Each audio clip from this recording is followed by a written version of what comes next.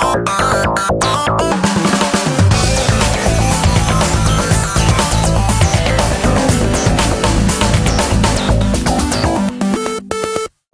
the 14th of April 1927, the first Volvo motor car rolled out of the factory in Gothenburg, driven by sales manager Hilding Johansson.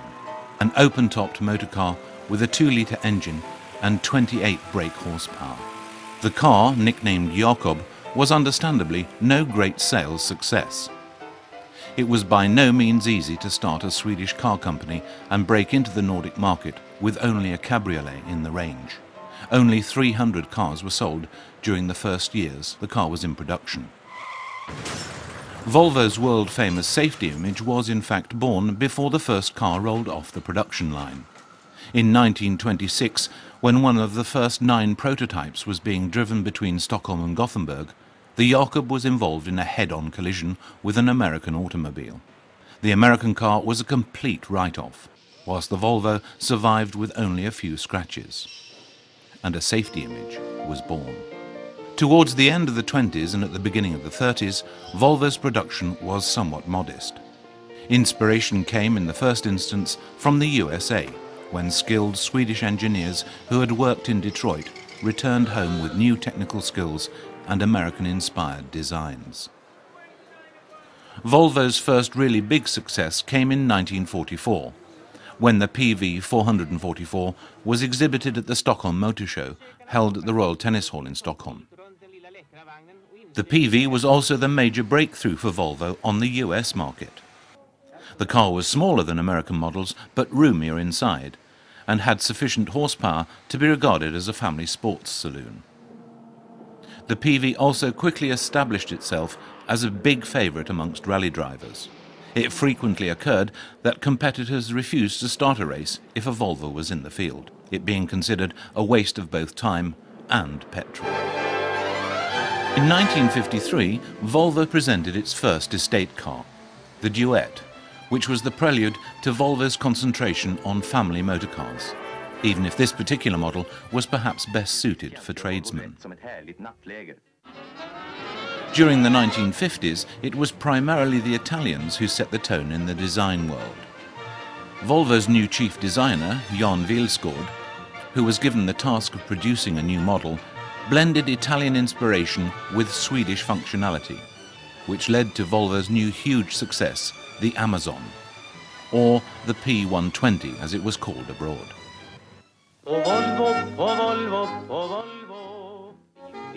In 1955, Volvo's concentrated efforts on exports to America gained real momentum.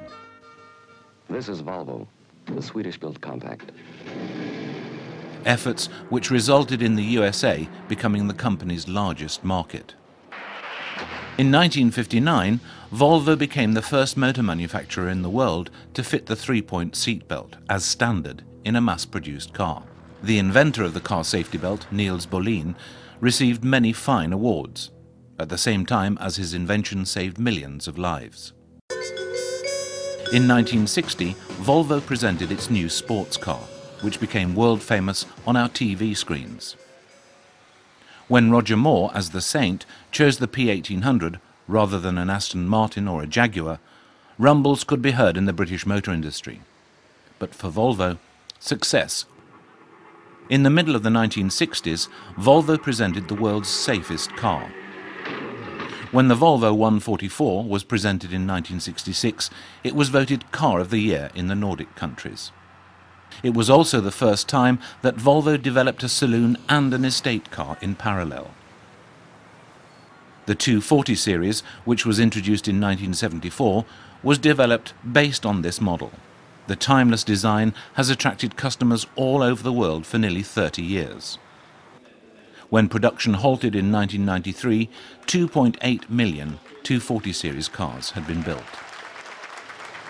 During the 1970s, Volvo also started building cars in Holland. In 1976, the Volvo 343 was introduced, which in time became a really popular model. During this period, Volvo also invested major resources in environmental operations. Volvo was first in the world with the catalytic converter and the lambda sonde. The exhaust emissions from these cars were so low that the American test team didn't believe the results. But everything was correct, and the Volvo 240 was voted the cleanest car sold in America. It is still the case that the catalytic converter is one of the most important components in the process of exhaust cleaning in all modern cars. In the 80s, when the majority of motor manufacturers in the world concentrated on a rounder design form, the Volvo Car Corporation chose to go its own way. Both the Volvo 760 and the 740 created a great deal of attention and interest, and once again it was time to break new sales records. A major part of this success was almost certainly due to its superb load capability. For Volvo, this was a turning point after many difficult years. Built a car that's a step above the rest. It's a real humdinger, yeah, we put it to the test. Got the looks and the feel, got the power for a load, and we put it all together, yeah, we put it on the road. And don't you know we're gonna get you? At the beginning of the 1990s, the Volvo Car Corporation presented its largest industrial project ever, the Volvo 850. The world-famous Volvo qualities, safety, reliability, function, and environmental care were all packed into a new dynamic design that slowly but surely would transform the image of Volvo during the remainder of the 1990s. The Volvo 850 received glowing praise when it was presented to the press in 1991. This model has also won more awards and prizes than any of Volvo's other cars. In Italy, it was voted the world's most beautiful estate car. A great deal of the basic architecture from the 850 project, including the space-saving transverse engine, lives on in Volvo's new models.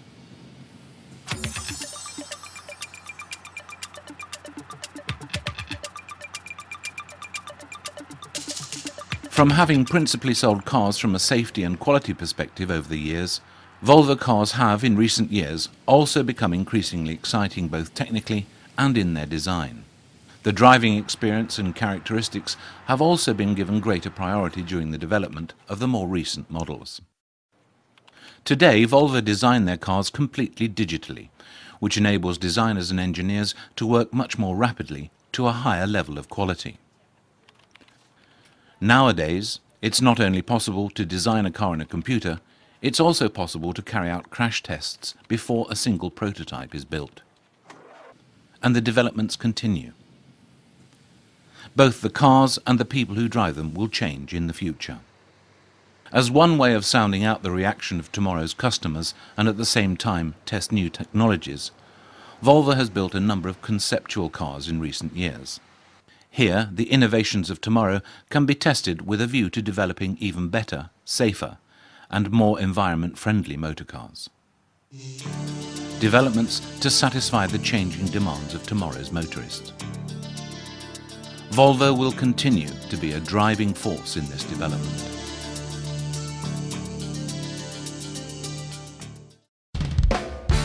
Thanks for watching the Auto Channel. For more great automotive information and entertainment, visit theautochannel.com, the Internet's most complete and comprehensive automotive information resource.